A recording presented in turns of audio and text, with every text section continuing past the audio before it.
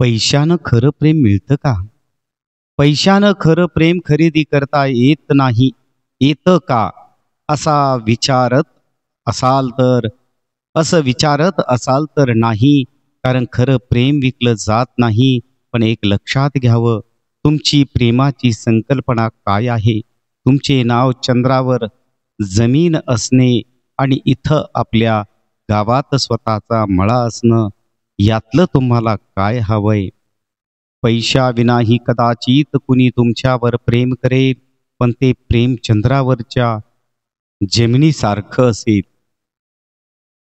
तुम्ही रोजच्या जगण्याच्या वनव्यात चिंतेने पीडलेले चंद्रप्रकाश तुम्हाला जाणवणारही नाही आणि तुम्ही चंद्रावर कधी पोहोचणारही नाही.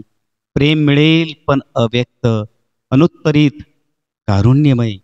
त्यापेक्षा हातात पैसा असेल तर आपण पाहिजे तसा मळा फुलवू शकतो.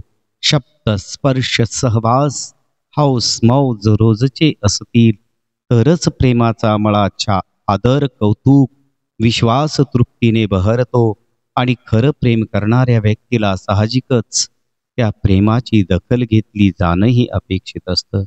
आपलं मन आणि वेळ मोकळा असेल तरच आपण ती दखल घेऊ शकतो आणि त्यासाठी अगदी करोडपती असण्याची गरज नाही.